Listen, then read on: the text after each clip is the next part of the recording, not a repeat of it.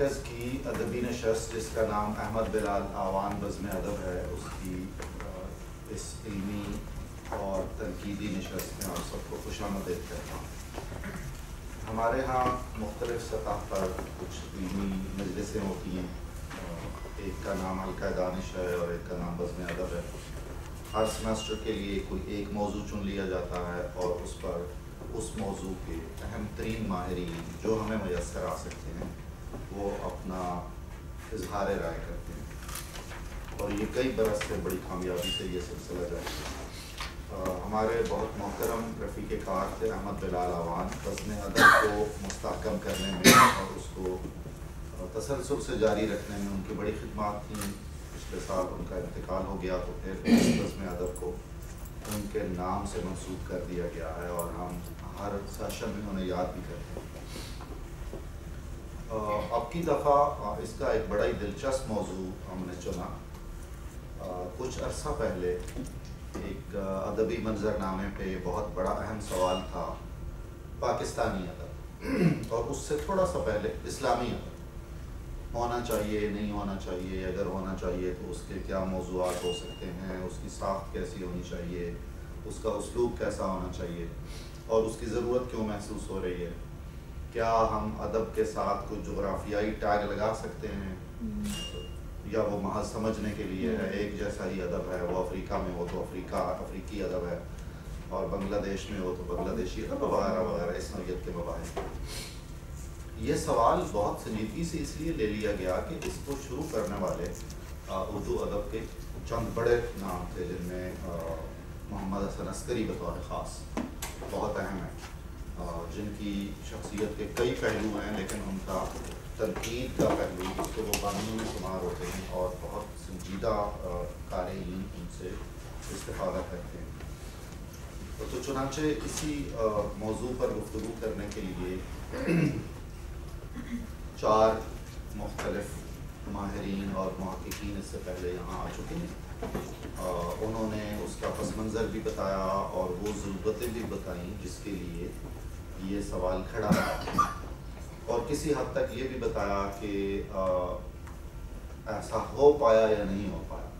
یہ اپنی جگہ پر ایک حقیقت ہے کہ پاکستانی ادب کے ہونے نہ ہونے کا سوال جتنا آج سے 40 برس پہلے اس کی اہمیت تھی ویسی اہمیت اس کی نہیں، اور آج کے ہمارے ادبی اور تنقیدی منظر نامے پر وہ سوال اپنی اہمیت کے ساتھ کہیں ہمیں دکھائی نہیں دیتا، لیکن چونکہ وہ ہماری ادبی تاریخ کا حصہ ہے اور ہم خود بھی اور طالب علم بھی مل جل کر ان تمام سوالوں کو کسی نہ کسی طرح زندہ رکھے ہوئے ہیں اور اس کو ایڈریس کرتے ہیں، اس کا اپنے طور پر جاری رکھتے ہیں۔ تو اس لیے یہ بڑی ہی کامیابی سے اپنے اختتام کو پہنچ رہا ہے اس سیشن میں، اور سب سے آخر میں ہم نے اس موضوع پر گفتگو کرنے کے لیے اپنی بہت ہی پیاری رفیق کار ڈاکٹر مریم واسط خان کو دعوت کی۔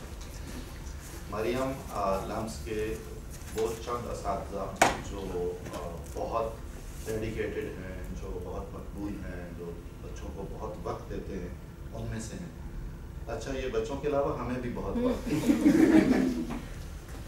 اور ہم سارے ایک سے سیکھتے ہیں اور مل جل کے بہت ایک اچھی فضا میں ہمارا کام جاری ہے۔ مریم کا دلچسپی کا ظاہر ہے اردو ادب اور انگریزی ادب پر ان کی بڑی گہری نظر ہے، وہ بہت اچھا تجزیہ بھی کر لیتی ہیں، سنجیدہ سوالوں کو بطور خاص جس گہرائی پر جا کر دیکھنے کی ضرورت ہوتی ہے اس سلسلے میں انہیں بہت مہارت حاصل ہے۔ وہ بڑی مشکل باتیں بڑی آسانی سے کر دیتی ہیں، اور آپ دیکھیں گے کہ وہ بہت سلیقے سے اپنے نقطہ نظر کا اظہار کریں گے۔ یقیناً وہ کچھ ایسی مصنفین کا، خواتین کا اور مردوں کا بھی ذکر کریں گی جو اگرچہ اس سوال کے مرکز میں تو موجود نہیں، لیکن اس سوال کی کنٹینویشن میں، اس کے تسلسل میں ہم انہیں ضرور دیکھ سکتے ہیں۔ میں ان کا شکریہ ادا کرتا ہوں، آپ سب کا شکریہ بھی ادا کرتا ہوں، اور مریم سے کہتا ہوں کہ آئیں اور اپنے خیالات کا اظہار کریں۔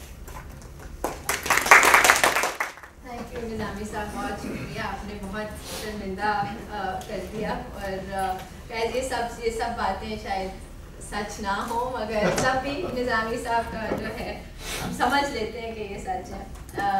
زاہد صاحب آپ کا بھی بہت شکریہ کہ آپ نے اتنی آرگنائزیشن میں مدد کی، اینڈ آف کورس سب سے ضروری تو احمد بلال صاحب کو بھی مجھے ابھی بھی یاد اسی موقع پہ آ رہے ہیں، کیونکہ یہ باتیں میں نے بھی ان سے تھوڑی سی کی تھی. کچھ میرا دل بھی تھا کہ ان کے ساتھ جاؤں اور وہ لائبریریز میں ذرا سی اور کھوج کروں، مگر پھر وہ نہیں آیا وہ موقع. تو جسٹ ٹو کائنڈ آف میں جس تھوڑا سا انٹروڈکشن دینا چاہوں گی. میری آدھی کلاس تو یہاں بیٹھی ہے جن کو میں جو آج کل میرے ساتھ اورینٹلزم پڑھ رہے ہیں، اور ان کا ایک اور آج ہم نے فورٹ ولیم اور میر امن کا بہت لمبا انالیسس کیا ہے، تو شاید ان کو تھوڑی سی یہ باتیں یہاں بھی نظر آ جائیں. مگر آج کی جو ہے آج کا جو موضوع ہے وہ ایکچولی آئی تھنک لوگوں کو بالکل پسند نہیں آتا. کئی لوگ ناراض بھی ہو جاتے ہیں کہ آپ کیوں ان لوگوں پہ بات کر رہی ہیں. بٹ ریئلی آئی تھنک کہ ایکچولی جو پاکستانی ادب کا اب حال ہے، ان کی اگر ہم نہ بات کریں تو ایک we're leaving something very important out. تو میں I just want to start by reading out Umera Ahmed کے ایک اسپیشل لفظ میں.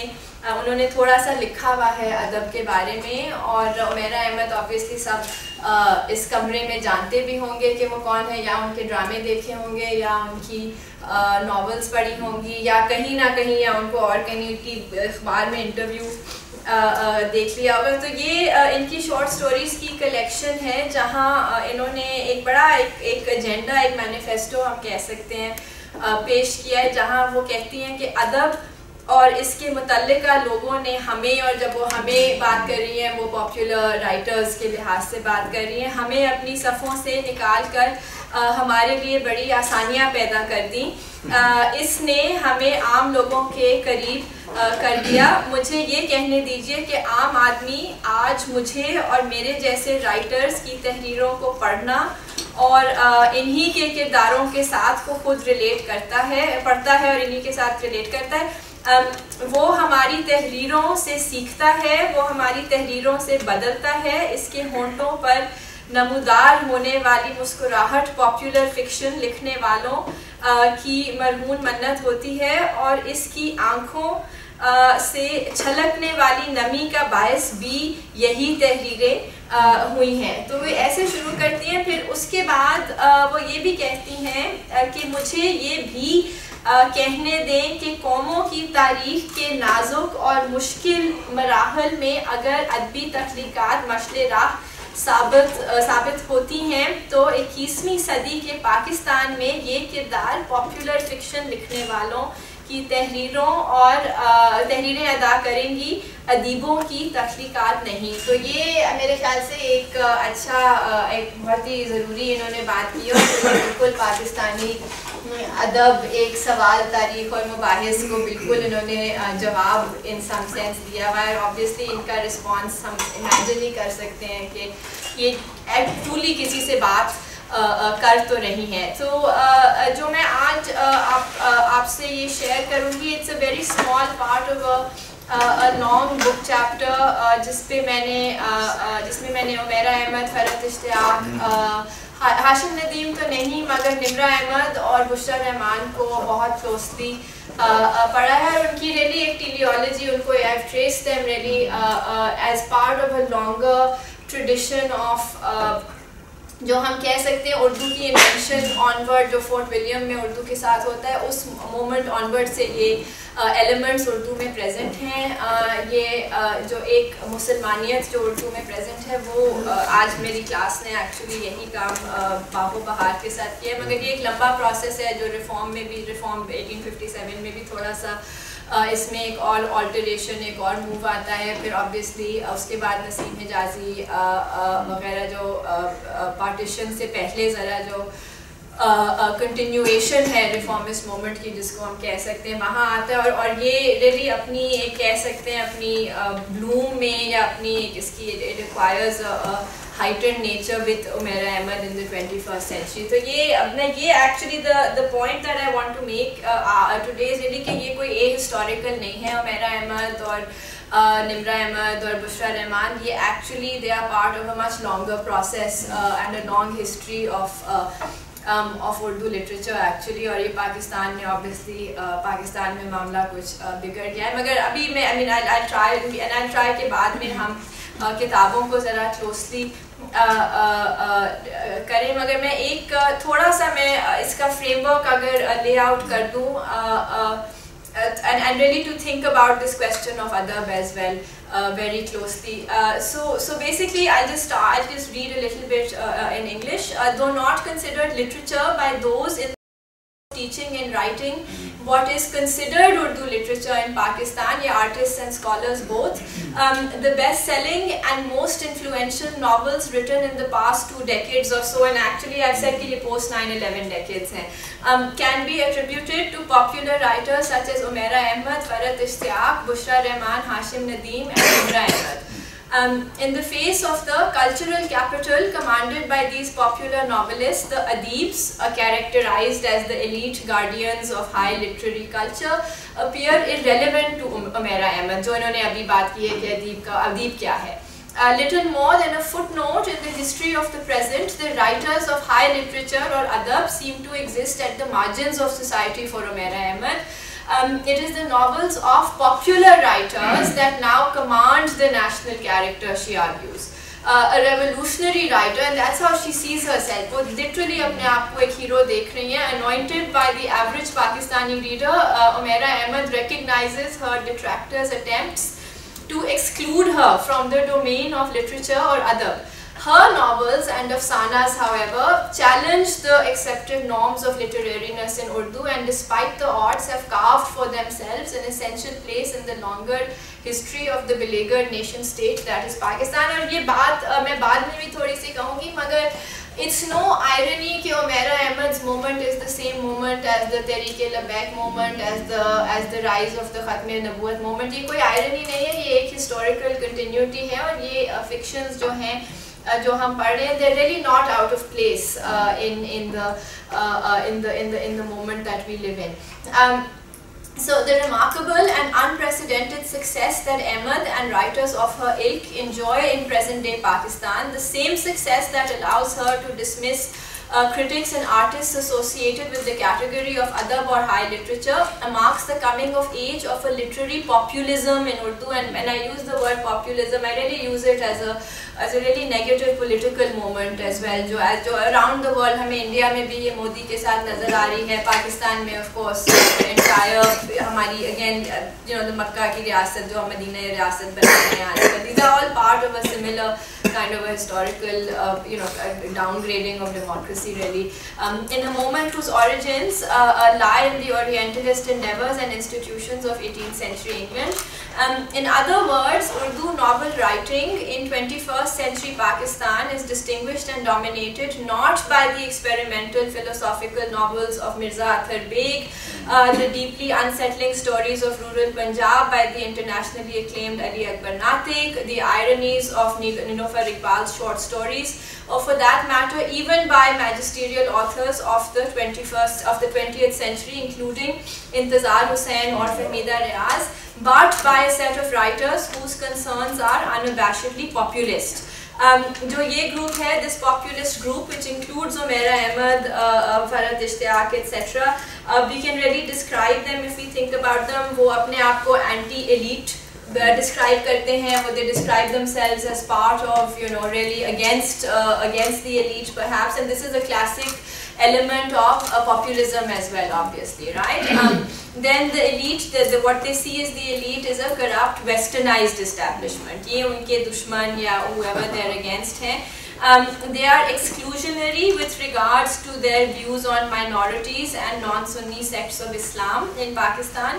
And most importantly, their moral claim to authority is always premised on the existence of a pure Islam, which in practice takes on an increasingly Salafi bent and is both superior to the modern institution of the state. So, ये जो Salafi एक इस्लाम यहाँ से emerge करता है, ये actually Pakistan से भी बड़ा है और बढ़कर है. That's the new significance. और अगर हम इनको थोड़ा सा कंपेयर करें, you know, to go back a little bit, अगर हम इनको नसीम हिजाजी या रज़िया भट्ट से हम इनका थोड़ा सा कंपैरिजन करें, तो उधर ये नज़र आएगा कि उनके लिए स्टेट बहुत ज़रूरी था. उनके लिए पाकिस्तान की हिफाजत, पाकिस्तान को बनाना बहुत ज़रूरी था. बट इन लोगों के लिए पाकिस्तान छोटी चीज़ है और इस्लाम जो है, और इस्लाम एक काइंड ऑफ हम कह सकते हैं कि इनकी नज़र मक्का की तरफ होती है. हमेशा इनके लिए पाकिस्तान एक बहुत छोटी चीज़ है, इनफैक्ट एक करप्ट चीज़ है जो इस really doesn't count for very much actually. So, but nevertheless, वो कहते हैं कि while it's superior to the modern institution of the state, it's also a means by which the state can be saved. Pakistan, in some sense, can be saved by this Salafi Islam. And the rise and popularity of these writers is no accident of history, nor can we simply dismiss them as the children of the Pakistani dictator Ziaul Haq's Islamization era. This is very important, that there's a huge kind of a move कि Zia के बाद बस तबाही हो गई और बस, you know, Zia ने सब कुछ किया. It's really, this is a much longer symptom in Urdu prose writing जो है. So they are the immediate heirs of writers such as Razia Bhatt and Naseem Hijazi, but they are the longer descendants of a systematic categorization and organization of the Muslim subject in the colony and in the post-colonial nation-state historical processes that have culminated in a powerful religio-populist impulse. So, you know, one of the things I argue in the longer book project, which is currently out of my hands, is really that this is a very long process of of the creation of a Muslim subject, जो actually begins in England and in 1707, and it comes to India via Fort William College. It takes a couple of turns in the reformist movement. Deputy Nazir Ahmad Hali, इनका बहुत serious role है इस मुस्लिम subjectivity में, और फिर वही role जो है राशिदुल खैरी, नसीम हिजाजी कंटिन्यू करते हैं, और फाइनली ये बात जो है इनके हाथों में आती है. और तो उर्दू के एक और and the reason I bring this in is really to से कि, यू नो, अगर कि जो हम एक एलीट अदबी पर्सपेक्टिव से हम समझते हैं कि भाई मंटो बहुत अजीम थे, या फैज़ अहमद फैज़ जो हैं वो उर्दू के वो शायर, तो अगर आप सिर्फ पब्लिकेशन स्टेटिस्टिक्स देख लें तो मंटो को ना कोई पढ़ता है. अभी तक आप देख सकते हैं कि, you know, university of Sargodha में मंटो को फहाश अभी तक आज तक समझा जाता है. मगर वहाँ अगर आप ये काम दे देंगे तो लोग तालियां बजाएंगे और कहेंगे कि असल तो जो है सच और हक जो है वो यहाँ ही है. तो दैट्स माय आर्गुमेंट रियली कि जो, यू नो, जो दैट द डोमिनेंट एंड वो जो कहते हैं ना, the winners in history are this group of writers. So, literary and cultural histories of Urdu have tended to ignore writers who fail to conform with Western teleologies of literary development and canon making. तो उसमें the idea of the novel, the great novel, great poetry, ये सारा एक bent रहा है. ज़्यादातर आप compare करते हैं कि हमारा शेक्सपियर कौन है, हमारा जो है वो टॉल्स्टॉय हमारा कौन है. That's the way in which Urdu literary history has largely been written. Major writers such as Naseem Hijazi and Razia Bhatt remain unaccounted for in the scholarship on 20th century Urdu literature, much in the same way that today criticism and reviews in major Urdu journals such as Duniyazad, Sayara and Urdu Digest, literary supplements in the major and politically liberal English Daily Dawn only attend to a fast shrinking set of writers whose novels and afsanas represent a progression or development in tune with Anglophone or Western novel and story writing. The word popular, when currently used in English criticism or scholarly work on Pakistani or Indian literatures, is a positive term, signaling indigenous folk tales in Punjabi or Sindhi. तो popular उस लिहाज से ज़्यादातर इस्तेमाल किया जाता है, but there is nothing as popular, if we look at popular in the literal sense of the word, in present day Pakistan, as the seemingly non-literary, often low-brow set of writers who command a frequent and deep presence in the triple nexus of the Urdu Women's Digest, the novel and the television serial. तो ये nexus जो है, जो एक digest में शुरू होता है, जहाँ एक episode एक कहानी का چھاپا جاتا ہے, اس کے بعد وہ اسپائرل ہو کے ایک ناول بن جاتا ہے, اینڈ یہ تو سب کو پتہ ہے. فائنلی جب وہ ناول جو ہے بہت سکسیزفل ہو جاتا ہے تو وہ پھر ڈرامے کے فارم میں پیش ہو جاتا ہے. تو یہ آبویسلی یہ ایک انڈسٹری اور یہ ایک بہت پرانا پروسیس اب ہو گیا, کوئی نئی بات تو میں نہیں کر رہی. تو بٹ میرا فوکس ایکچولی اس پہ ڈراموں پہ کم ہے اور ان ناولس پہ زیادہ ہے, اور ان کی I think that we think کہ ان کی ریڈرشپ کچھ نہیں ہے, مگر میں یہی ابھی کسی کو بتائی تھی کہ Peer Kamil at least is in its 21st edition. 21st edition with 5,000 copies a print run. تو اور 21st edition آپ یہ سوچ لیں کہ 2010 یا 2008 یا کچھ ایسے چھاپی گئی تھی, تو کوئی اتنی دیر نہیں ہوئی. 21st edition اب شیکسپیئر کی بھی شاید نہ ہوئی ہو, مگر چلیں, یا اور کسی کی, منٹو کی تو ڈیفینیٹلی نہیں ہوئی 21st ابھی تک. تو the popular Urdu novel exhibits a disenchantment with the state and with the domestic affairs of what its predecessor versions, works by 19th century reformists جہاں ڈپٹی نذیر احمد وغیرہ and 20th century nationalist writers, and this is Hijazi, envisioned as Qawm or the Muslim nation. So there's an utter disenchantment, ان کو ادھر کی تنگ آ گئے ہیں قوم کے conception سے. The state in these novels is made up of largely a struggling middle class and an affluent but westernized upper class that has entirely forgotten Islam in the pursuit of material and worldly pleasures. Institutions such as government and law have little role in these novels, so the Pakistan Army as an instrument of Islam, as Mujahid really, makes an appearance every now and then. The absent or struggling government and its attendant institutions are replicated on the level of the domestic, where we encounter either impotent or dictatorial fathers, weak mothers, scheming mother-in-laws, and wealthy and bored young men. The heroines of these novels یہ زیادہ تر جو ہوتی ہیں یا تو liberal اور modern ہوتی ہیں. دونوں الفاظ جو ہیں لبرل اور ماڈرن ہی آتے ہیں, ان کا کوئی اردو ترجمہ نہیں کیا جاتا, اور ان کا مطلب یہ ہوتا ہے ایک عورت جو بہت زیادہ ویسٹرن ہو, بہت زیادہ امیر ہو اور اسلام کے دائرے سے کچھ حد تک بھاگ گئی ہو یا دور ہو.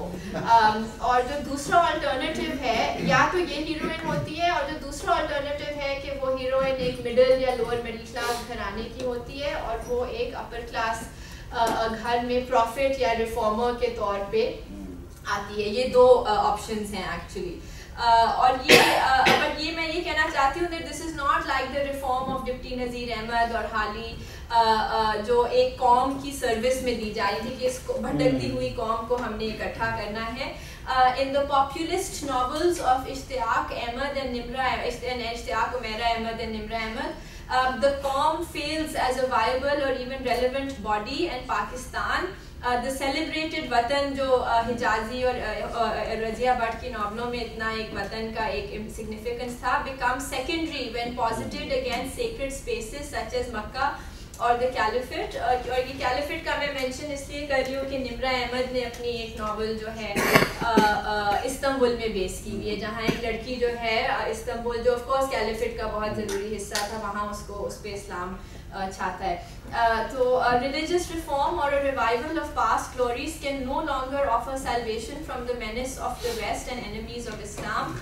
The urgency of the present moment and its stark distance from the life and times of Prophet Muhammad, as these novels see it, calls for the single subversive act of conversion, a conscious and deliberate acceptance of Islam and its prescribed way of life. تو یہ بہت ضروری ہے کہ ان سب novels میں ایک کال, اور ایک ہر ناول میں انفیکٹ کوئی ایسی ناول نہیں ہے جہاں ایک بہت کانشیس کنورژن اسلام کی طرف نہیں کی جا رہی. اور میں یہ کنورژن کا جب میں اس لفظ استعمال کرتی ہوں, اس کا یہ مطلب نہیں ہے کہ ایک دین چھوڑ کے آپ دوسرے ہو جائیں, حالانکہ وہ بھی ہوتا ہے.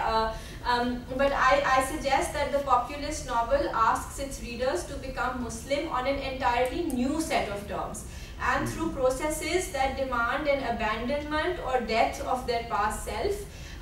This is not revival or reform, but rather the suspension of everyday belief, a phenomenon Gauri Viswanathan has described as a reference not to doctrinal authority, but to the aspirations, understandings, expectations, needs, imaginations and goals that constitute the self-definition of a people. تو یہ ایک نیا, ایک completely نیا طریقہ ہے of being a Muslim. In the act of conversion, the convert must sever ties with the past. ये होता है कि आप अपना जो past self और also आपके past practices, जिन लोगों से आप मिलते जुलते हैं, वो सब and exist at variance with the cultural meaning sanctioned by his or her society. और इसका of course ये मतलब है कि जो आपके माँ बाप करते हैं, जिन पार्टियों में ये जो लड़कियाँ हैं वेस्टर्न और लिबरल जाती थी, ये सब खत्म. And really that's the kind of conversion that they ask for. In populist fictions, the demand is not for the revival of a better and past Muslim practice, but for radical action. Given the failures of the Muslim nation, the Qawm and the Muslim Watan to uphold Islamic values which once defined them, these novels place the onus of discovering and pledging oneself to Islam upon the individual, who upon doing so must abandon the worldly and material institutions that those around him or her continue to inhabit. So basically Pakistan the Musliman कौम भी fail हो गई है, कौम भी भटक गई है, वतन भी जो है वो भी किसी कुछ हद तक अब fail हो गया as a result of the कौम's failure. तो basically अब individual का काम आ गया. तो ये एक नया एक era in a sense, it's a new era for the individual, or at least these books see it as such. That the individual now must take on the task of bringing Islam back to the community and to their families, and above all अपने आप को. ये इनका actual message है कि अब सब कुछ आपके ऊपर है. तो and so ये ज़रूरी. I just want to kind of elaborate a little more that these popular Urdu novels take an unequivocal position against what they imagine as signs of Western modernity. So women's clothing, professions, कई professions हैं जो बहुत बुरी समझी जाती हैं, certain kinds of knowledge, technology. हालांकि the irony is कि बहुत कुछ cell phones पे हो रहा होता है इन किताबों में. It's amazing कि मगर इनको technology से तब भी बहुत ज़्यादा problem है. Class, where the upper class is automatically seen as Western. Liberal और unorthodox practice of Islam. तो अगर आप सुन्नी भी हैं मगर आप जो हैं सर नहीं ढकते या आप जो हैं पांचों नमाजें नहीं पढ़ते तो आप मुसलमान नहीं हैं. As well as and the other thing that they of course most important category जो which is problematic is minorities, particularly non-Sunni sects of Islam. और हमें of course पता है कि अहमदी वगैरह जो हैं ये particularly targeted हैं, but also converts are targeted. ये बुशरा रहमान की किताब, we can talk about some of the books later. बहुत सारी हैं ये, मैंने जो I've only really looked at 4 or 5. In several of the novels I examine, Makkah and the Kaaba appear either in the dreams or in reality to the converted protagonist, signifying their arrival at a single true destination. This religious populism, if I may call it that, is at once subversive in that it sees the true followers of Islam as rare and few in a country whose complete title is the Islamic Republic of Pakistan, but also mainstream in that it is premised on Salafi Islamic tenets and masquerades as non-discriminatory and universal. So the appearance is that this is all good and right, of course. So I just want to say a little more. These novels, as any novel in the history of the genre, do not exist in a historical or cultural vacuum. On the one hand, the literary historical contexts of novelists such as Farhat Ishtiyaq, Umaira Ahmad and Nimra Ahmad are part of the long unfolding shadow that Orientalism and its attendant institutions cast in the colony 2 years ago, 2 centuries ago, not 2 years ago. In present day Pakistan, however, these novels are an essential part of a larger culture of state and privately sponsored religious populism. Perhaps the only applicable term that has taken in recent years has taken the form of discriminatory laws against Ahmadis, for example, murderous mobs against poor Christian or Hindu blasphemers, pop-up and often military-supported political riots, and now formal parties such as the Tehreek-e-Labbaik Pakistan. ये जब मैंने लिखा था तो Tehreek-e-Labbaik जो थी वो registered थी और वो operate कर रही थी, तो अब पता नहीं, खैर अभी भी ये चलता तो है, वो आ जाएंगे जब ज़रूरत हुई उनकी. तो the origins, the modes of thinking that inform these populist acts and movements are inseparable from these novels. And in much the same way, are contemporary iterations of colonial institutions and laws which instituted religion to exist and conform to the domain of the modern state. So, ये बहुत ज़रूरी है कि the state produces a certain kind of religion, and these books are part of this long movement of the state towards the kind of movement that we live in now. So conversion, जो ये conversion की मैं बात पहले कर रही थी, conversion then figures as a conscious act of allegiance not to the state but to the increasingly narrow and exclusive ideal of an Islamic collective or nation, one that now exists above and outside of the political boundaries and civil institutions of law and government. The novels and stories I examine often read as fictionalized performances of Saba Mahmood's ethnographic subjects of the Egyptian piety movement. That is to say, on a literal level, these novels offer an alternative notion of agency, one in which the telos is not a Western version liberation or resistance, जो Western feminism Saba Mahmood ने भी critique की भी है, but rather a slowly learned closeness to the Prophet Muhammad and to his nature of being. Despite Saba Mahmood's compelling possession and argument regarding the questions of agency and women in the Islamic world, her work remains to a large extent a study oriented towards the sympathies of the Western Academy. और ये सबा महमूद की मैं politics of party की जो किताब है, I am just referring to that, जहाँ उन्होंने ये इजिप्शियन फीमेल कॉन्वर्स एक इजिप्शियन अलहुदा का इक्विवेलेंट ही है, हालांकि वो कहती हैं कि अलहुदा जैसा नहीं है, but it really is an equivalent. And you know, and of course, my big concern is that what Saba Mahmood does is that she doesn't historically locate the violence done to Islam in the colonial moment. तो वो ये समझते, वो ये argue कर रही हैं कि एक chaste Islam ये लोग access करें, which is of course a kind of a falsity, really. So you know, एक तो मेरा ये concern है that if we examine the historical origins of these piety movements, जिसमें दियोबंदी, बरेलवी, वहाबी सब शामिल हैं, तो we know कि ये सब themselves are colonial movements that begin well into in the high period of the colony.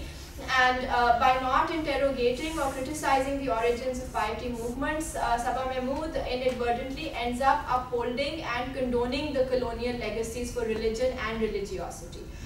My concern as I read these popular novels is with the exclusions, hegemonies and violence that accompany agency, वो जो है कि औरत अपने आप को subordinate करे. That conscious conversion to Islam promises the female protagonists and readers. So I just want to start off a little bit with the Humsafar जब 2012 में आया था. मैं ज़्यादा हमसफर की बात नहीं करना चाहती, मगर मैं सिर्फ ये कहना चाहती हूँ कि what Humsafar did was usher in a kind of a new Pakistani feminine subject, which of course was actually हमें new लगता है क्योंकि वो ड्रामा जो था वो बहुत देर से वो 2012 में आया था, बट 2007-2008 में ये आ चुकी थी. स्टोरी जो थी खवातीन डाइजेस्ट में आ चुकी थी, वो नॉवल भी छप चुका था. But what's important about Humsafar of course इसकी एक तो बहुत ज़रूरी बातें, एक तो ऑफ कोर्स जो आपको याद होगा जो इनकी बेटी खिरद और अशर की बेटी का नाम है, that of course is Harim from Haram, and उसमें फिर और भी एक दो बातें हैं जिसमें ये सारी elements present हैं, जिसमें जो है फेमिनिस्ट होना जो है वो एक गुनाह है. तो जो खिरद की सास हैं जो सब तबाही की होती है, उनका सबसे बड़ा एडजेक्टिव उनको एक उनको फेमिनिस्ट कहा जाता है. किताब में वो NGO वर्कर हैं. So all of these elements become villainized in these books, and I'll come to some of these other questions as well, but I just want to say that, you know, Humsafar is one important frame, but I mean bigger than Humsafar actually is Umaira Ahmad, really, right? And she did, because एक तो I mean Farhat Ishtiyaq खैर वो भी उतनी ही हैं, but we can talk about all of these books really. So I'll just give a little bit of an introduction to Umaira Ahmad and Nimra Ahmad, that currently two of the highest selling writers in Pakistan, both women, are celebrated figures in the world of Women's Digest. Their stories and novels revolving around the trials faced by the few truly Muslim women remaining in Pakistani society. Makkah, a sign and center in Humsafar. तो मैं यही gesture करी थी कि Humsafar में हरीम के through और आपको वो ख्वाब भी उनको आते हैं actually. عمرہ کرنے کے 2-3 خواب بھی ہیں شاید کہ وہ مکہ میں اکٹھے بیٹھے ہیں ٹورڈز دی اینڈ. تو Makkah, a sign and center in Humsafar, gains renewed significance in works such as Shehrazad and Jannat ke Patte, which liken the present moment to Jahiliya or Jahiliya, the pre-Islamic period in Arabia. یہ بہت actually ضروری بات ہے کہ یہ ہر کتاب میں یہ ایک بہت کنسسٹنٹ فریز استعمال کیا جاتا ہے. Mired in a society which is ignorant, illiterate, even pagan, as pre-Islamic Arabs have been historically dismissed. یہ ہمیں ایک ہے کہ اسلام سے پہلے حجاز میں کچھ نہیں تھا, بس وہاں آپ کہہ سکتے ہیں اندھیرا تھا, لوگ ان پڑھ تھے اور بس جاہل بیٹھے تھے اور اسلام کا انتظار تھا. یہ نیریٹو دیا جاتا ہے generally. So in a sense جو یہ ہیں ہماری ناولس کی heroines, these protagonist of these novels become contemporary exemplars of early Muslim society. تو جو ہسٹوریکل فریم, اور یہ اس لیے میں ان کتابوں کو بالکل ڈسمس نہیں کرتی کیونکہ یہ بہت پاورفل سگنیفائرز استعمال کرتے ہیں. یہ کوئی ایسے ہی اٹھ کے نہیں یہ لوگ لکھ رہے. اور یہ 2 سگنیفائرز ہیں. ایک سگنیفائر یہ ہے کہ آپ اپنی کنورژن سے پہلے عمر جہالت میں رہ رہے ہیں, اور جو جب آپ کنورٹ کر جاتے ہیں اور آپ کی فیملیز نہیں کرتی تو وہ بھی اس جہالت کے پیریڈ, اور وہ جہالت کا بہت سیریس ریفرنس ہے کیونکہ وہ آبویسلی پری اسلام ہے. It's actually a reference to a pre Islamic moment. اور جو جب یہ فگرز اور یہ ہیروئنز یا ہیروز کنورٹ کرتے ہیں تو they actually become like the Salaf, right? Like the early companions of the Prophet Muhammad. تو یہ ایک بہت سیریس انہوں نے پیراڈائم فریم کر کے رکھا ہوا ہے in all of it across the board. آپ کو یہی ملے گا. آپ جو ناول اٹھا لیں گے یہ 2 چیزیں آپ کو کنسسٹنٹلی مل جائیں گی. تو the enemies and detractors of the Salaf, or even these women who perform the historic role of the Meccan tribe, the Quraysh, are now liberal, modern, often wealthy Pakistanis who in the place of Allah worship the West. تو basically آپ یہ کہہ سکتے ہیں کہ ایک modern جو modern انیمیز ہیں وہ قریش ہیں, اور باقی جو ہیں یہ جو ہیں early Islamic society is being replayed out. تو یہ بہت ہی it's a strange moment really. Though the works I discuss in this section ostensibly trace the journeys of their female protagonists from a state of Jahiliyyah to piety, the attainment of piety is a condemnation of certain class practices as well as of fluid and lived expressions of Islam that do not conform with Salafi doctrines. تو یہ ذرا ضروری بات ہے کہ there is no space for anybody who is not this Muslim or who is not that particular kind of this ideal Muslim. تو I don't think مجھے عمیرہ احمد کی بایوگرافی یہاں تو دینے کی, امریکہ میں جب میں نے ٹاک دی تھی تو دینی ذرا ضروری تھی کہ عمیرہ احمد ہیں کون, بٹ یہاں تو I don't think مجھے کہنے کی ضرورت ہے کہ وہ سیالکوٹ, بھائی وہ 1976 میں سیالکوٹ میں پیدا ہوئی جو میں نے لکھا ہے, which was once known as the birthplace of Muhammad Iqbal, the nationalist poet. تو Umera and Faiz Ahmad Faiz, میں نے لکھا ہے کہ Umera Ahmad has brought a second wave of fame to the city. So اور آپ کو انہوں نے انگلش لٹریچر میں ماسٹرز بھی کیا ہوا ہے مری کالج سے, اور اس کے بعد انہوں نے اسکول پڑھایا مگر پھر انہوں نے چھوڑ دیا, ان کو نوکری کی اب کوئی ضرورت نہیں ہے. یہ تو ہم سب کو ہی پتہ ہے کہ اب وہ گھر بیٹھ کے آرام سے اپنا کام کر سکتی ہیں. اور اگر آپ اس کتاب کے پیچھے دیکھیں تو آپ کو یہ بھی بتائیں گی کہ انہوں نے کریٹیو رائٹنگ میں UK سے کورسز کیے ہوئے ہیں. تو جب میں نے ان کورسز کو گوگل کیا تو پتہ چلا کہ یہ وہ کورسز ہیں جو ایک ہفتہ آپ جا کے پیسے دے کے, یہ ٹوٹلی ماڈرن ایک جگہ ہے. آپ نظامی صاحب اتنے پیسے نہیں ہیں, پاؤنڈ بہت مہنگا ہو گیا آپ کو پتہ ہے. میں نے سنا وہ ایک ہفتے والا ویزا بھی آج کل نہیں دیتے. ہاں تو بس نہ آپ کا ویزا نہ پاؤنڈ, اور آپ کی ویزا آپ کو پتہ نا ویزے کی اپنی فیسیں کتنی ہیں, تو بس پھر اب وہ نہیں کر سکتی ہے یہ کورس. تو تھوڑی سی بات I just do on Shehrazad actually, and then we can talk a little more dependently. Time تو بہت کم مجھے لگتا ہے رہ گیا, تو I just maybe talk about Shehrazad and then say a little more about some of the others. So Shehrazad اور City of اور ذات of course کے بہت ہی زیادہ معنی, اور یہ عمر حبیب مجھ سے ابھی کہہ رہا تھا کہ ہر چیز ذات کے بارے میں. تو اور literally اگر ہم ٹرانسلیٹ کریں تو सिटी ऑफ द सेल्फ, मगर वो सेल्फ जो है उसके ऑब्वियसली बहुत ज़्यादा मैं अभी एक्चुअली आ जाती हूँ इस पे. was published in the novel section of Schwa Digest in 2002 and then made into a television serial in 2012 starring Mahira Khan. The notion of the self alluded to in the title of the story is not a material or literal one, but rather a gesture towards the core meanings of the Arabic word Zat, the essence or substance of an individual. Jo, of course, you know, the city of self then is then a gesture towards a spiritual construction, the human body as the self-sufficient structure of Allah. So in a sense, the entire point of the story is that literally the human body of Falak, the heroine, is as she walks through material life zindagi, اور پھر اس کے بعد وہ اصل شہرزاد جو ہے جو اللہ تعالیٰ کا in some sense ہم کہہ سکتے ہیں شہر ہے, وہاں پہنچ جاتی ہے. تو شہرزاد, ہاں, so it's a Falak Sher Afghan جو ہے وہ ہیروئن ہے. she is the beautiful college going daughter of wealthy but misguided parents. Sher Afghan and his wife Maimuna, جو ٹیلی ویژن جو ٹی وی کا ڈرامہ بنتا ہے اس میں انہوں نے اس کا نام میرے خیال سے مہر النساء رکھ دی کہ میمونہ ذرا دیسی نام ہے.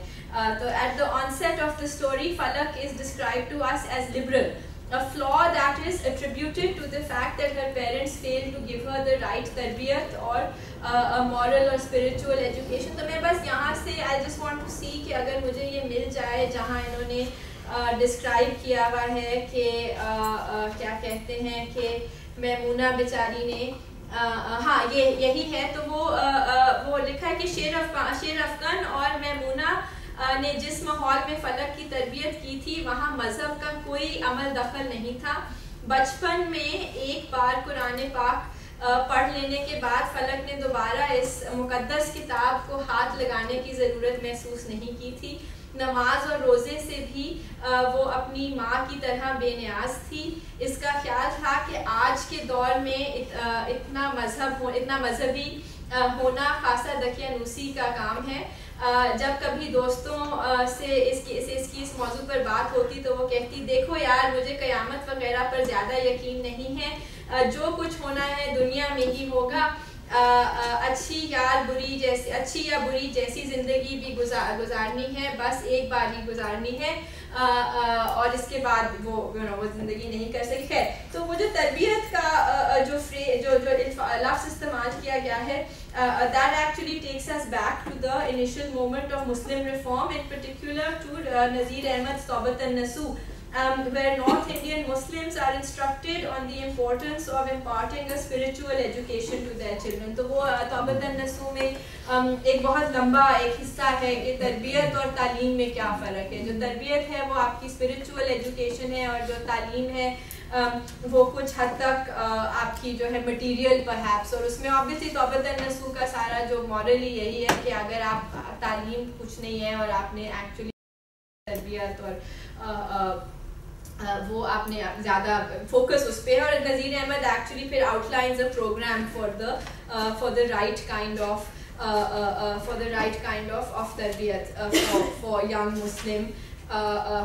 مسلم چلڈرن ایٹ دا ٹائم. تو فلک جو ہیں پھر وہ ایک دن she sees a man by the name of Salman Ansar at a party, اور وہ پھر فائنلی, اور جنہوں نے ڈرامہ دیکھا ہے اٹس ریئلی کوائٹ انوائنگ وہ کتنا اس کو چیز کرتی ہے, مگر خیر کرتی ہے. تو اس کے بعد انہوں نے لکھا ہے کہ فلک نے خود کو سلمان کی پسند کے مطابق ڈھال لیا تھا. وہ سلمان کی مرضی کے خلاف کچھ کرنے کا سوچ ہی نہیں سکتی تھی. جو رنگ سلمان کو پسند تھے اس نے بھی وہی پہننا شروع کر دیے تھے. جو رنگ سلمان کو ناپسند تھے وہ جیسے اس کی زندگی سے بالکل ہی نکل گئے. جو چیز سلمان کو کھانے میں پسند تھی لاشعوری طور پر وہ اس کی پسند بھی بن گئی تھی, اور جس چیز سے سلمان بھاگتا تھا وہ بھی اسے اتنا ہی ناپسند کرنے لگی تھی. اور یہ سب کچھ سلمان کے کہے بغیر ہوا تھا. سلمان نے کبھی اسے کسی بات پر مجبور نہیں کیا تھا, مگر وہ خود ہی اسے خوش رکھنا چاہتی تھی. اور پھر یہ ایک ایک ہم کہہ سکتے ہیں کہ brought down by her love for Salman, a man who seems to be less interested in doing the same for her, Falak worships a false god. اور یہ جو اس کا ڈرامہ بنا ہے اس میں تو فلک ایکچولی ایک مجسمہ بناتی ہے, ایک وہ پورا اس کا ایک وہ ہوتا ہے اسٹیچو جس کو وہ لٹرلی اس کی پوجا کرتی ہے. But the implications of this passage which I have just read are clear. Falak's absolute subservience towards Salman is the subservience one should have towards Allah. She is nothing less than the pagans of the Quraysh tribe that the Prophet Muhammad was sent to warn against. But unlike Allah, Salman does not return the love he receives. Instead, he seems largely unaware and unmoved by it. So, uske baad things change a little bit because Falak jo hai, she insults this mystic, ek baba hum keh sakte hain, spiritual baba jo usko drama mein to wo Karachi ke beach pe milta hai. Everybody's seen the drama here, right? He sees her on the beach in this strange part of the beach, and wo drama mein hamesha Karachi hota hai for some reason, but actually story mein it's Ravi. پتہ نہیں اب وہاں راوی اتنی smog ہے کہ کچھ نہیں سمجھ آتی, مگر خیر وہ وہاں پہنچ جاتی ہے اور وہ اس کو کافی انسلٹ کرتی ہے. تو اس کے بعد after this event Falak begins to notice a change in Salman and he doesn't say اینی تھنگ. وہ غصہ کرتا ہے, ڈرامے میں کافی وائلنٹ ہو جاتا ہے, but after several attempts to understand his altered behaviour he finally reveals that he is in love with another woman and wishes to marry his new love interest immediately. تو پھر فلک is obviously shocked, اور وہ سمجھتی ہے کہ یہ عورت مجھ سے زیادہ خوبصورت ہے کیا ہے. تو اس کو پتہ چلتا ہے کہ وہ ایک بہت ہی بھدی سی جو ہے سیکریٹری ہے سلمان کی, اور وہ اس کو ایک ہسٹیریا سا ہو جاتا ہے, اینڈ وہ پھر سلمان کو دوسری شادی کرنے کی اجازت دے دیتی ہے. تو اس کا اصل میں جو سب سے ضروری پارٹ ایک میں جب اس کو ذرا سا ڈھونڈ لوں جہاں وہ اپنی ماں کو جو ہے اکیوز کرتی ہے, it's a very important part, مجھے ادھر ادھر مل ہی جائے گا. خیر تو وہ اس کے ماں باپ آف کورس بہت ناراض ہوتے ہیں, اور وہ کہتے ہیں کہ ہم نے تمہیں کیا نہیں دیا اور کیا نہیں سکھایا ایٹسیٹرا. تو وہ کہتی ہے کہ ممی آپ نے مجھے اللہ سے محبت نہیں کرنی سکھائی, آپ نے مجھے اس کو ڈھونڈنا نہیں سکھایا, آپ نے مجھے کنگال کر دیا ممی, آپ نے مجھے بھکاری بنا دیا ہے. ایسا کیوں ہے ممی, ایسا کیوں ہے؟ تو یہ بہت اچھا ڈرامیٹک سین ہے, پر یہ بہت ضروری ہے. تو یہ سارا یہ کہہ کے اپنی ماں کو فلک کو نروس بریک ڈاؤن ہو جاتا ہے, اور یہ ایک آلموسٹ ہر ناول میں یہ ایک نروس بریک ڈاؤن ہوتا ہے, وہ کنورژن مومنٹ بھی آتا ہے. And her recovery is marked by her conscious journey towards the Allah that Maimuna, her mother, had denied her. مگر دس نیو فلک جو ہے وہ سارا وقت اللہ اور مالک اور ایسی باتیں کر رہی ہوتی ہے, اور وہ پرانے کپڑے پہنتی ہے, میک اپ بھی اس نے چھوڑ دیا ہے, اور میمونہ جو ہے وہ بالکل سمجھتی ہے کہ اس کی بیٹی پاگل ہو گئی ہے. اور اس کے بعد فلک روزے بھی رکھنا شروع کر دیتی ہے, شال اپنا جسم بھی شال میں ڈھکتی ہے, اور پھر اس کے آگے وہ مسجد بھی چلنا شروع مسجد بھی چلی جاتی ہے. تو ایٹ سم پوائنٹ جو اس کی ماں ہے, شی ٹیلز فلک کہ یہ ایک جنون ہے, تمہارے اوپر کیا جنون آ گیا ہے. تو فلک اسے کہتی ہے کہ تم اصل پاگل یا اصل جنونی تم ہو جو یہ مہنگی گاڑیاں اور یہ محل جیسا گھر جو ہے تم اس میں رہتی ہو اور تمہاری زندگی یہاں گزر رہی ہے. تو what you can also see, اس میں بڑا ضروری ایک یہ ایلیمنٹ بھی ہے جو وہ ہے of breaking with your family. تو خیر اس کے بعد فلک جب یہ پوری طرح کنورٹ ہو جاتی ہے تو ریپینٹنٹ سلمان اور معافی چاہتا ہے. وہ جو دوسری عورت ہوتی ہے اس نے اس کے سارے پیسے لے لیے ہوتے ہیں, اور سلمان کو سڈنلی خیال آتا ہے کہ اصل تو اسے فلک پسند ہے اور اسے پیار ہے. مگر جب فلک اس کے ساتھ ان کی کبھی طلاق نہیں ہوئی ہوتی, ڈسپائٹ دا فیکٹ کہ یہ آدمی ایک چیٹر ہے اور بہت گالیاں ایسے پڑھنی چاہیے فلک نے اس سے, کیونکہ وہ شریعتی ایک قسم کی شریعت پریکٹس کر رہی ہے.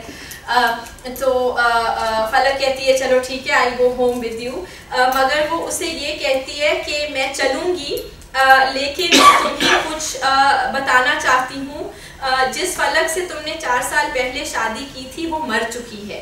آج تم جسے اپنے ساتھ لے جانا چاہتے ہو وہ کوئی اور ہے. اس فلک کے لیے सब कुछ तुम उस फलक के लिए सब कुछ तुम थे, मेरे लिए सब कुछ अल्लाह है। इस फलक के पास सिर्फ उस फलक के पास सिर्फ ज़ाहिर था, मेरे पास सिर्फ बातिन है। वो तमाशा देखना भी पसंद करती थी, बनना भी। मुझे ये दोनों चीज़ें पसंद नहीं हैं। वो सोसाइटी में ज़िंदगी गुजारती थी, मुझे घर के अंदर गुजारना है, और उसे ना ऐब छुपाना आता था, पुरानी फलक को ना ऐब छुपाना आता था, ना जिस्म में दोनों को छुपाना मैं जिस्म में दोनों को छुपाना छुपाती हूँ। अगर इन सब बातों के बावजूद मुझे साथ ले जाना चाहो तो ठीक है, वरना वापस चले जाओ, अपनी और मेरी ज़िंदगी तबाह करने की कोशिश ना करो। तो असल बात बेसिकली ये है कि जो है फलक ने एक कॉन्ट्रास्ट, जो मैं इस कॉन्वर्ट का, जो मरा हुआ कॉन्वर्ट जो अपनी लिटरली अपने पुराने सेल्फ को डेथ जो है ना, इन सम सेंस डेथ सेंटेंस दे के जो फिर इमर्ज करता है, तो she is that new Muslim that comes out. तो सलमान को ऑब्वियसली कोई समझ भी नहीं आती कि इस लड़की ने बात क्या की होती है, क्योंकि वो फिर जो आखिरी मोमेंट है इस कहानी का, उसमें वो लिखती हैं कि सलमान जो है इंग्लिश कैसेट बजा रहा है और साथ साथ गाना गा रहा है, और जो फलक है वो ये सोचती है, वो गाड़ी में बैठ के ये सोचती है कि ये आप देख सकते हैं, गाड़ी में बैठने के बाद सलमान ने एक इंग्लिश कैसेट लगा दी थी, वो बेहद खुश था। फलक ने एक नज़र इसे देखा था, एक इंसान से मोहब्बत हो जाए तो फिर इसके बाद बंदे के दिल में कुछ और नहीं आ सकता, और अगर अल्लाह से मोहब्बत हो जाए तो फिर इंसान किसी और से मोहब्बत करने के काबिल रहता भी है, यानी तो ये, और वो भी एक इंसान से। तो ये बड़ा एक ज़रूरी इसमें बहुत ही it's really powerful sentence in the sense कि आपकी सारी ज़िंदगी आफ्टर यू कन्वर्ट, आपकी इस दुनिया में, मटीरियल दुनिया में इंसानों से रिश्ते ये सब ख़त्म हो जाते हैं, और आपका सिर्फ एक रिश्ता है, और वो रिश्ता आपका अल्लाह ताला के साथ है। So everything, all of this material world, ये सब ख़त्म हो जाती है। बड़ा ज़रूरी है, I mean it's actually very frightening in many ways. So basically, in converting to a Muslim who seeks and loves only Allah, Falak leaves behind the material pleasures of wealth and beauty that her family and even her husband remain attached to.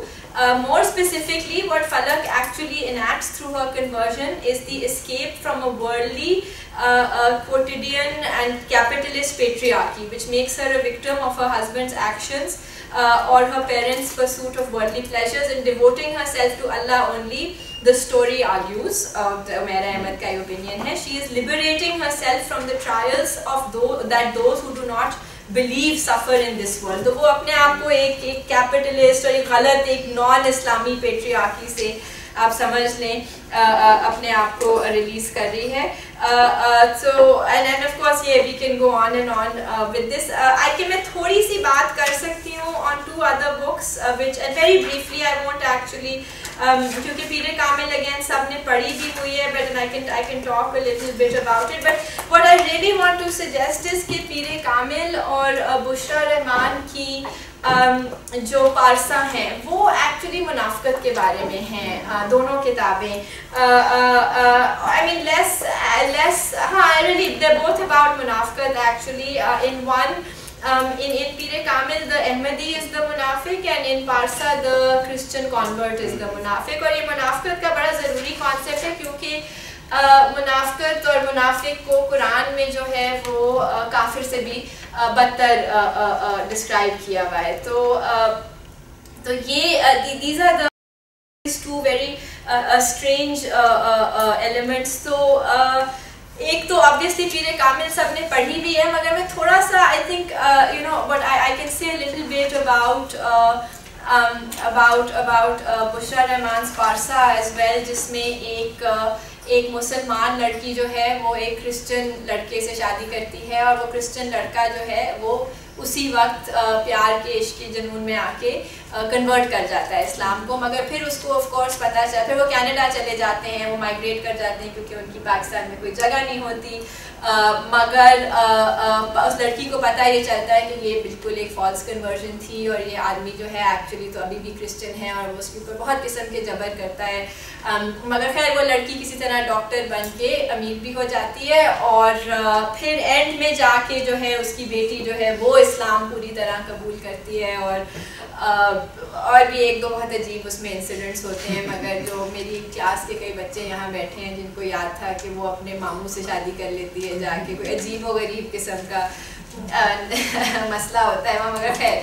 تو ایک تو یہ ہے, this is one of the works on this question of منافقت, and then the other one is of course یہ جو پیر کامل میں ہوتا ہے, جو آپ سب کو پتہ ہی ہے اس کی کیا سٹوری ہے, مگر اس میں دو تین باتیں ہیں which I just want to highlight جو اس کی زبان میں ہیں.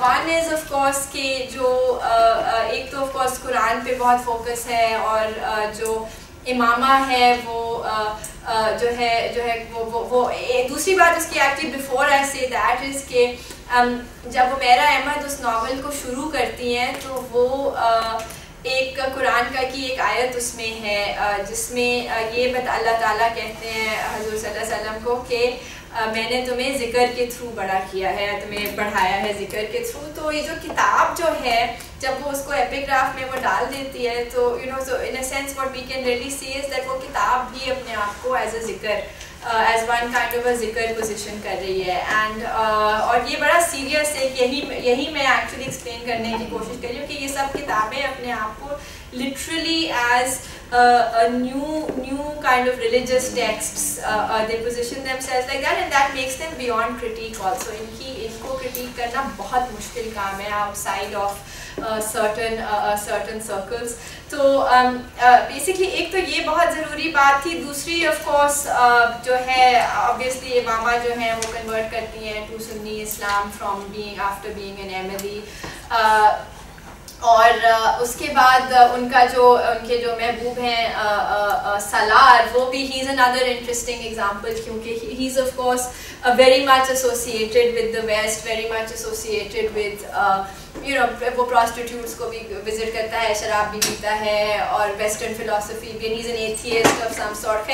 He also has a conversion moment, اور پھر وہ convert کرتا ہے جس کے بعد وہ اپنے آپ کو ایک مومن کہتا ہے. So he begins to see himself and practice as a مومن, اور وہ اپنی جو پرانی زندگی ہے اس کو ایک عیاش, اور he literally tells his parents کہ آپ لوگ عیاش ہیں. تو یہ these are just a few of the things that I want to point out. But ہاں یہاں بھی ایک زمانہ جہالیت جو ہے وہ اس لڑکے کے لیے بھی وہی ایگزیکٹ فریز استعمال کیا جاتا ہے, اور یہ فریز پھر جو ہے اگلی کتاب جس میں ری اپیئر ہوتا ہے وہ نمرہ احمد کی جنت کے پتے ہے, جہاں وہ بھی کہتی ہے کہ بھئی میں جب حجاب نہیں لیتی تھی اور نقاب نہیں لیتی تھی تو میں ونس اگین زمانہ جہالت میں تھی, اور اب میں جو ہوں وہ ہو گئی. مگر دوسری جو بات میں نے obviously پہلے ذرا سی کی تھی وہ یہ تھی کہ when you say that تو you make these new figures into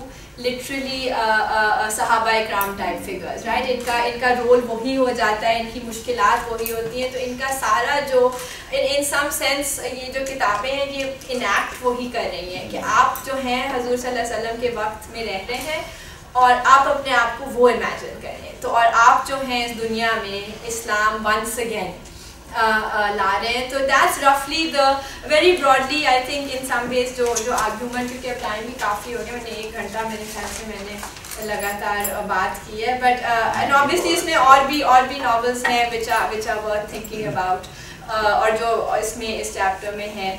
تو یہ رفلی this is I think the gist of the talk on Pakistani ادب کا یہ حال جو ہے.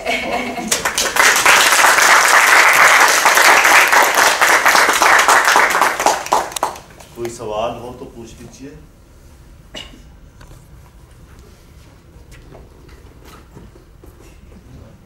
اچھا لیکچر تھا, سوال کتاب ہی نہیں. اس لحاظ سے تو یہ بہت اچھی گفتگو ہے کہ ہمارے ہاں نا ایک روایت رہی ہے ادبی دنیا میں کہ جو تازہ ترین چیزیں تخلیق ہو رہی ہیں ان کو کبھی ہم نے جلدی تسلیم بھی نہیں کیا، ان پر کام وام بھی نہیں کیا. کوئی 15-20 سال گزر گئے تھے نثری نظم کو لکھے جاتے نا. تو جو ہماری ٹریڈیشنل قسم کی ایلیٹ لٹریری کلاس تھی تو وہ اس کو کوئی شاعری واعری نہیں مانتے تھے، اور اب پھر مانی جا رہی ہے. اس کے بعد یہ مسئلہ دیکھنے میں سامنے آیا کہ جب جاسوسی ناولوں کا ایک سلسلہ ہمارے یہاں شروع ہوا تو ابن صفی کو مثلا اتنا بڑا وہ مصنف ہے اور اتنے زیادہ اس نے ناولیں لکھی ہیں، کوئی 20-25 سال کوئی ریکگنیشن انہوں نے نہیں ملی، یعنی کسی لٹریری ہسٹری میں ان کا ذکر نہیں ہے، کسی انالیسس میں ان پر بات نہیں ہوئی. یہ جو کچھ بھی ہے ہم اس سے اتفاق کریں یا نہیں کریں، یہ ناول اور یہ مصنف یہ ضروری ہے کہ ان کا انالیسس کیا جائے جس طرح سے آپ نے یہ کیا ہے اور بہت اچھے طریقے سے بنایا. میں جہاں تک سمجھتا ہوں آپ کی باتوں سے بھی مجھے اس کی تائید ملتی ہے کہ ادب میں ہمیشہ ایک نا طلسم ہوشربا ٹائپ ہوتا ہے، میریکلز ہیں اور یوں تبدیلیاں ہو رہی ہیں تو یوں. تو جس طرح کے یہ ادبی دنیا کی تحریک طالبان کہہ لیجئے یا داعش کہہ لیجئے یا تحریک لبیک آپ نے کہا، ایگزیکٹلی ہے تو اسی طرح ہی. اچھا، اب اس کو اس حوالے سے اگر دیکھا جائے، یہ ہم بالکل پریزنٹ میں جی رہے ہیں جو کچھ یہ آج کل ہمارے گرد و پیش میں ہو رہا، تو کہ ناول کا جو ایک آرٹ ہے اس حوالے سے ہم اسے کہاں ریٹ کر سکتے ہیں؟ ہاں، یہ بڑا اچھا سوال ہے نظامی صاحب، مگر یہ میں کوشش کرتی ہوں کیونکہ میں نے اب جو ہے نا یہ والی لٹریچر میں نے کچھ چھوڑ دیا یہ والا کرنا. میں اس میں نہیں، بٹ ایکچولی یہ بہت ضروری بات ہے کیونکہ یہ ان مینی ویز اگر آپ اس کو کمپیئر کریں ڈکنس سے، فار ایگزامپل چارلز ڈکنس سے، تو وہ لکھتے ایسے ہی تھے کہ پہلے ڈائجسٹ میں چھاپا اور پھر ناول چھاپی. تو ان مینی ویز ایکچولی یہ ناول نگاری کی جو اگر آپ یہ جو ہے نا، اور ایک اور اس میں بہت ضروری ایلیمنٹ ہے وہ بلڈنگ، جس کو جرمن میں بلڈنگ کہا جاتا ہے، جس میں ایک ہیرو ایک جرنی لیتا ہے، اس کی ایک کنورژن ہوتی ہے اور پھر وہ اپنے ٹرو سیلف اٹین کر لیتا ہے تھرو ویریس ورلڈلی ایکسپیرینسز. تو دونوں طریقے سے، one of course from the اگر آپ کہہ سکتے ہیں جو زیادہ ٹریڈ ویو ہے ناول کا، رائٹ، جس میں سسپینس، ہیرو کی ایولیوشن، ایڈونچرز، ایونٹس، وہ سارے ایک آتے ہیں. اور یہ ہمارے ڈائجسٹ کوئی اس 19th سینچری انگلش اس سے کوئی فرق نہیں ہے کہ ناول حصے میں آ رہی ہے اور لوگ انتظار کر رہے ہیں. تو آبویسلی اسٹرکچرلی بھی یہ ایکچولی ان مینی ویز یہ they are important and they are actually very much, if anything actually western novels سے ان کا بہت زیادہ similarity ہے from the traditional 19th century western novel in particular, جس میں نیشن بلڈنگ کا بہت ضروری رول ادا کیا ہے. ایکچولی نیشن بلڈنگ کا اور کلونیلزم کو ایکسیپٹ کروانا اور اس کو صحیح کہنا وہ بڑا ضروری. تو وہ ان دیٹ سے ایک تو یہ ڈکنزین سینس ہے اس کی. دوسری جو میں یہ بلڈنگ کی بات کر رہی ہوں یہ بھی ان میں ہے. I mean there's no, ہم ڈینائی کر سکتے ہیں کہ نہیں یہ یو نو یہ کتابیں وہ ہیں سستی ہیں، پاپولر ہیں، یہ ہیں، یہ سب باتیں ٹھیک ہے اپنی جگہ ہے، مگر یہ جو ہے نا element of a single hero taking a journey یہ وہاں ہے. And also arriving as a better greater person, that is also very much in these books. تو دونوں ان دونوں طریقوں سے یہ دونوں ناول کی ایکچولی کور کیریکٹرسٹکس ہیں. اور اس میں پھر ہم اور بھی زیادہ اگر ہم اور میں genuinely I really do believe کہ the novel remains western form, اور وہ جو جہاں بھی ریپلیکیٹ ہوا ہے it's taken many of those. میں ابھی اپنی کلاس سے یہی بات میں کری تھی کہ جو ماڈرن لٹریچر کی کیٹیگری ہے یہ 19ویں صدی میں یہاں آئی ہے، اس سے پہلے ہمارے پریکٹسز کچھ اور ہی تھے. تو یہ بات بھی، اور جو دوسری بات ہے نا جو ناول مڈل کلاس کو ساتھ لاتی ہے یہ بھی ایکچولی ان کا ایک حصہ ہے. تو دیر از نو کویسچن کہ یہ ناول کی جو ساری ہم کہہ سکتے ہیں گریٹنسز ہیں وہ اس میں ان میں ہیں. اینڈ دیٹس ناٹ آئی مین اس کا یہ مطلب نہیں ہے کہ novel in itself is a great genre necessarily. I think as a genre it really deserves criticism for some of the things that it's achieved in. in England and France and with that obviously اس میں بہت چیزیں اور ہیں کہ national ایک hegemony کیسے establish ہوتی ہے, عورتوں کی سوسائٹی میں کیا جگہ ہے وہ ناول میں ڈیفائن ہوتی ہے, کہ کالونیز کی لیگلائزیشن جو ہے وہ ان مینی ویز ناول کے ذریعے کی گئی ہے. بالکل آئی ایگری کہ بہت اچھا, بہت اچھا. ایک کوشچن جی اچھا جی, جس طرح آپ نے کہا کہ ایک طرف تو جو ہے وہ ناول یا وہ رائٹرز ہیں جو لیٹسٹ ہیں یا جن کو مدرسہ میں کہتے ہوتے ہیں ادبی آرٹ تھے, ادبی آرٹ تو میں ان کا سامان لکھتا ہے, اور ایک طرف وہ ہیں جن کا ادبی آرٹ تو میں نہیں لکھتا, مطلب سو کالڈ فیسٹیول کو بلایا جاتا ہے یا نہیں بلایا جاتا. بالکل ایسے ہی شاعری میں فیض اور جالب کا ایک ڈیبیٹ رہی کہ دونوں نے مزاحمت کی شاعری کی. پچھلے دنوں آپ کے تھوڑے ٹاپک سے ہٹ کے بات ہوئی, پھر ایک بڑی اچھی بات ہوئی یہ میرا چلاکا کے ایک بندے نے کی. اس نے کہا کہ بڑی شاعری یہ ہے کہ اس کے اندر نفاست ہو.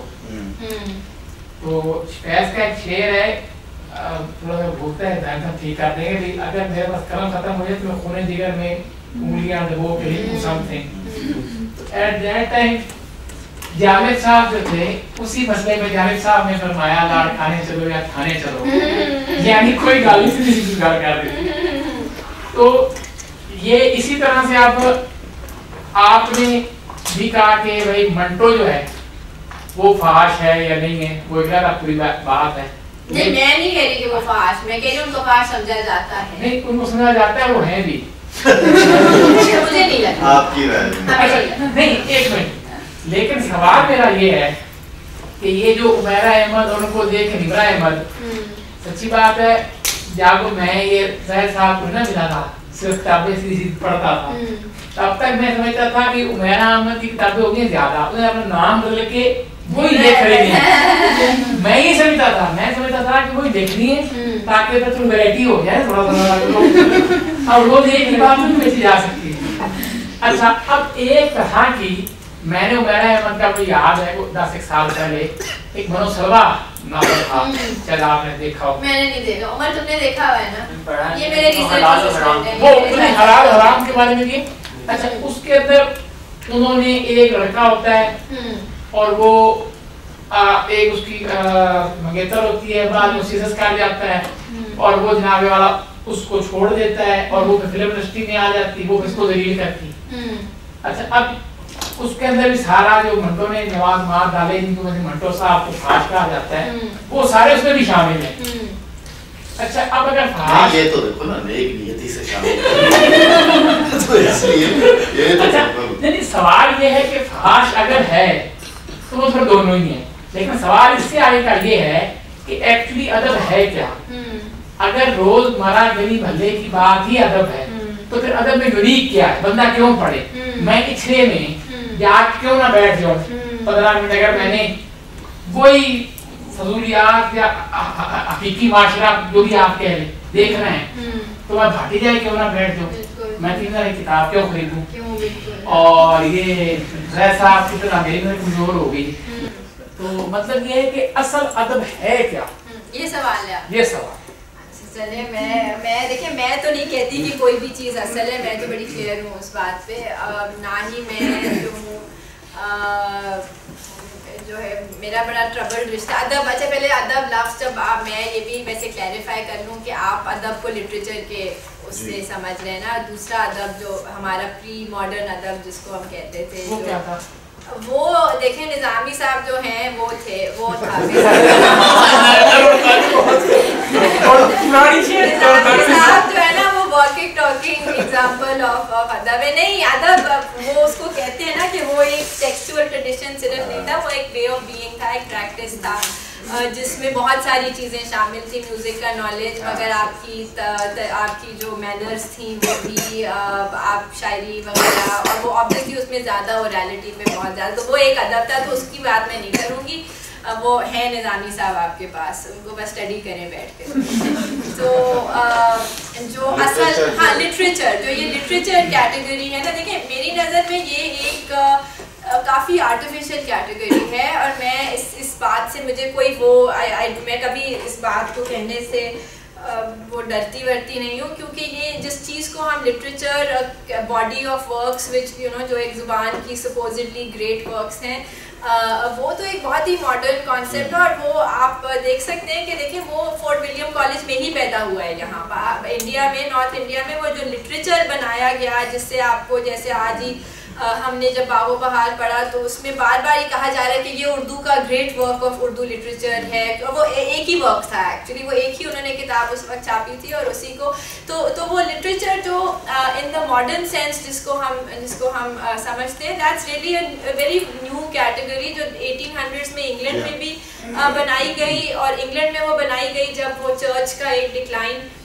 پیش آ رہا تھا، تو انہوں نے کہا کہ لوگوں کو کنٹرول کیسے کرنا ہے، لوگوں کو ٹریڈیشن کیسے سکھانی ہے، مڈل کلاس اب کتابیں پڑھ سکتی تھی، تو وہ ادب literature is very much that, ٹھیک ہے. تو میرا یہ اصلی اور نقلی سے میرا کوئی اتنا، میں کبھی جھگڑا نہیں کرتی، تو میری نظر میں دیکھیں لٹریچر ہے پاکستانی، اگر آپ پاکستانی تناظر کو مثال دیں گے تو میرے لیے سمجھنا زیادہ آسان. دیکھیں میں آپ کو یہ بتا سکتی ہوں کہ ایک ورک جس کا جو میں آپ کو اور ٹرمز میں سمجھا سکتی ہوں کہ ایک آپ کیا پوچھنا چاہ رہے ہیں کہ کیا ایک عظیم کام کون سا ہوتا ہے، وہ آپ کو میرا احمد کہے گی کہ میری نظر میں یہ عظیم ہے، شاید وہ آپ کو کہیں کہ بہشتی زیور عظیم ہے، شاید وہ آپ کو کہیں کہ میرات العروس ایک عظیم کام ہے، شاید وہ یہ کہیں، ٹھیک ہے. میں آپ کو کہوں گی کہ جو ہیں منٹو کے افسانے عظیم ہیں. میں آپ کو فہمیدہ ریاض کی ایک کتاب کی طرف گوداوری میری نظر میں ایک بہت عظیم ناول ہے،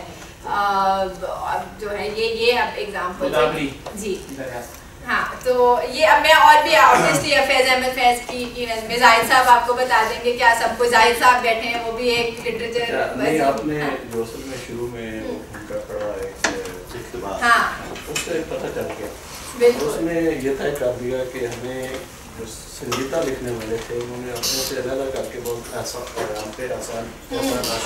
دیا. میں صرف یہ بات پوچھنا چاہتا ہوں اپنے طور پہ، یہ بہت زبردست تھا آپ کا جو تجزیہ اس حوالے سے، اور ایک تجزیہ کرتے رہنا چاہیے کہ جو معاصر لکھا جا رہا لٹریچر. لیکن اگر ہم یہ دعویٰ کرتے ہیں کہ پاکستان ایک ایسی ریاست ہے جس کے اندر جہادی یا مذہبی یا اس طرح کی چیزیں جو ہیں وہ شامل نہیں ہیں، اور یہ تو پتہ نہیں کہیں بہت سے تیار ہو کے آتے ہیں اور تیار ہو کے جاتے ہیں، تو جس طرح یہ لاکھوں کی تعداد میں ان کے ناول چھپتے ہیں اور ان کو لوگ پڑھ کے بالکل یعنی عملی طور پہ ہم ہو جاتے ہیں، تو میرا خیال ہے کہ وہ ایک ویسے تو ظہیر صاحب کا وہ جو شعر ہے نا کہ اگر صحیفے نہ بھی اترتے تو لوگوں کے لیے یہ صبح و شام کا ہونا کافی تھا کہ خدا موجود ہے. میرے خیال میں اگر ہم یاد کہتے رہے کہ یہاں کچھ نہیں ہوتا تو یہ صرف اگر تراجم کر کے ہم تک پہنچ جائیں تو مطلب ہے کہ یہ سوال یہ ہے کہ اس پہ کس نوعیت کا، مثلاً کل ہی ہم ایک کہانی پڑھ رہے تھے گڈریا اشفاق صاحب کی، اس کے اندر آخر تک پتہ نہیں چلتا جو استاد ہے وہ ہندو ہے اور اس کو فارسی اتنی زبردست آتی ہے اور ایک مسلمان کو اس نے اپنا مرشد مانا ہوا ہے، اور جب تقسیم ہوتی ہے تو اس کے بعد اسی گاؤں کا ایک بندہ اسے قتل کرتے ہوئے کہتا ہے مجھے کلمہ سناؤ. اچھا وہ کہتا ہے کہ کون سا کلمہ، کیونکہ وہ تو ہندو ہے اور لیکن اسے پتہ تو ہے، تو پتہ یہ چلتا ہے کہ جو قتل کر رہا ہے کلمے کے نام پہ وہ کہتا ہے کہ وہ ایک ہی کلمہ ہے کہ 5-7 کلمے میں، یہ پتہ اسے بھی نہیں ہے وہی کلمہ ہے. تو یہ جو صورتحال ہے کہ ہم نے دیکھ کر دیا جو ایک لٹریچر تھا جس کو ہم لٹریچر کہہ سکتے ہیں اور جو انسانی امنگوں کے اور انسانی قدروں کے بالکل عین مطابق، مطلب منٹو کو آپ نے بات تو کر دی کہ ہم جب کریں گے یعنی کہ ادب اچھا کون سا اور بڑا کون سا، وہ زبان کے حوالے سے ہوگا، موضوع ایک ہی تھا، اسلوب کے حوالے سے ہوتا ہے. اس میں کوئی دوسری تیسری چیز آتی ہی نہیں ہے. لیکن میرا سوال یہ ہے کہ کیا ہمیں اس پہ اداروں کو جو پڑھا رہے ہیں ان کو اور جو پڑھ رہے ہیں ان کو بھی نظر رکھنی چاہیے کہ ہم کس طرف جا رہے ہیں. نہیں بالکل, میں نے اصل میں رائے صاحب جو میں نے اپنا ایکچولی جو انٹروڈکشن اس کتاب کا لکھا, جب میں نے لکھا تو میرے لیے بہت کرائسس کا وہ ایک بن گیا تھا مومنٹ, کیونکہ اس میں میں نے لکھا کہ بھئی یہ بھی ایک قسم کی دہشت گردی ہے جو یہ ہو رہا ہے. ٹھیک ہے پاکستان خبروں میں آتا ہے کہ بھئی آج اتنا بڑا ایکسپلوژن ہوئی یا آج فلانے نے یہ کر دیا, بٹ جو اس میں اگنور ہوتی ہیں باتیں, جو ڈیلی وائلنسز ہیں کہ ایک عام پاکستانی لیڈر جو ہے وہ کنزیوم کیا کرتا ہے اور اس پہ عمل کرتا ہے اور اس کو صحیح سمجھتا ہے کہ آپ کسی کو نان مسلم آپ ڈکلیئر کریں, خود آپ کے اوپر ہے, آپ ڈیسائیڈ کریں نان مسلم کون ہے, خواتین کتنے کس قسم, خواتین کی جو بھی sexual exploitation with in a marriage وہ, پھر اس میں پھر اور یہ بھی تھا کہ ان سب میں جو اسپیشلی نمرہ احمد جب میں نے پڑھا اس میں بہت سیریس ایک کائنڈ آف ہولوکاسٹ ڈینائل, اور وہ ایک اس میں بہت ہی عجیب مومنٹ تھا جہاں وہ لٹرلی کہتی ہے کہ ہٹلر نے چند یہودی زندہ چھوڑ دیے تاکہ وہ تاکہ مثال بن سکے. ہاں تو وہ ایسی باتیں, اور یہ بڑی ضروری باتیں ہیں ان ٹرمز آف تھنکنگ کہ آپ کس قسم کا نیشنل سبجیکٹ بنا رہے ہیں, اور وہ نیشنل سبجیکٹ جو ہے وہ ہمیشہ اوروں کی طرف دیکھے گا کہ ہو is not a Muslim basically. تو یہ میں نے ایکچولی یہی لکھا کہ ان کتابوں سے واٹ ہیپنز از کہ جو بندہ اپنے آپ کو سمجھتا ہے مسلمان اور پاکستانی وہ نہیں ہے, وہ میں نے لکھا کہ میں تو نہیں ہوں ان کے حساب سے, میری کوئی جگہ نہیں, نہ اس دین میں اور نہ اس ملک میں میری کوئی جگہ ہے, اور کسی کی, بہت لوگوں کی نہیں ہے جگہ as a result of these books. تو ایکچولی آپ بالکل یہ صحیح بات کر رہے ہیں کہ لیڈرشپ اس کی بڑی ضروری لیڈرشپ ہے, کیونکہ یہ جو کہتے ہیں نا ڈیلی وائلنسز, جس کو میں نے ڈیلی وائلنسز بولا ہوا ہے, وہ ہیں ان کتابوں میں actually. And even in many ways to be honest ان چیزوں کو جس شوق سے کنزیوم کیا جاتا ہے یہ تو ایک بہت بڑی ٹریجڈی ہے. اور یہی اب کہا جا سکتا ہے, اسی لیے میں چاہتی ہوں کہ ہم ان کو ذرا کلوزلی دیکھیں کہ یہ جو اگنور کرنا ہے نا اوپر سے کہ وہ صرف پیار محبت کے بارے میں ہے, اور وہ لڑکی جو ہے وہ بہت اوپر کی کرٹیکس ہوتی ہیں, ایون سوفسٹیکیٹڈ کرٹیکس جو ہے وہ صرف یہ کہتی ہے کہ ہاں وہ نیک لڑکی ہوتی ہے, وہ صرف عورتوں پہ فوکسڈ ہے. ایک دو لوگوں نے کی ہے ڈان میں اور اس میں, مگر انہوں نے صرف یہ عورتوں کے لحاظ سے کہ دیکھو وہ فیمنزم ایک ٹھیک ہے, اور وہ اچھی کرٹیکس ہیں کہ ہاں کہ وہ صرف دوپٹے والی عورت اچھی ہو سکتی ہے, بٹ مائی پوائنٹ از کہ these are much deeper than that. ان کی بہت سیریس پالیٹکس ہے, ان کی بہت سیریس ریلیجیس پلیٹ فارم سے یہ آپریٹ کرتے ہیں, اور ان کو اب کرٹیک کرنا از اکین ٹو بلاسفیمی. اگر آپ کہیں اور جا کے یہ سب کہہ دیں, اس کو ان این آئرونک اور کرٹیکل فیشن کہیں گے, تو یہ بالکل یہ ایک آپ اسی وقت جو ہے آپ نے خط میں جب گستاخی, آپ نے گستاخی رسول اور گستاخی عمیرہ کر دی ہوگی, تو بس وہ جو ہے اب ایک وہ ہو گیا ہے. آئی تھنک یہ بالکل آپ سے صحیح بات ہے. جس بنیادی موضوع کی طرف آپ نے اشارہ کیا جو کنورژن ہے اور جو ایک خاص آئیڈیالوجی کی طرف جانا جو رائٹر کی نظر میں درست اسلام ہے وغیرہ, ان رائٹرز کے علاوہ اگر ہم اشفاق احمد کو دیکھیں, ان کا ایک ڈرامہ ہے منشرے کا سودا, اور وہ بالکل اسی ساری بنت پر اور اسی خیال پر. تو اس کا مطلب ہے کہ یہ جو ورژن ہے یہ صرف ان رائٹرز کا تو نہ ہوا جس کو اب ہم بالکل حاشیے میں دیکھتے ہیں یا مین اسٹریم میں نہیں دیکھنا چاہتے. نہیں بالکل, یہ بہت لمبے, اشفاق احمد ان سے تھوڑے سے ہی پرانے ہیں نا بیسکلی, تو بیسکلی وہ 80s کا فینومینا ہے, اور یہ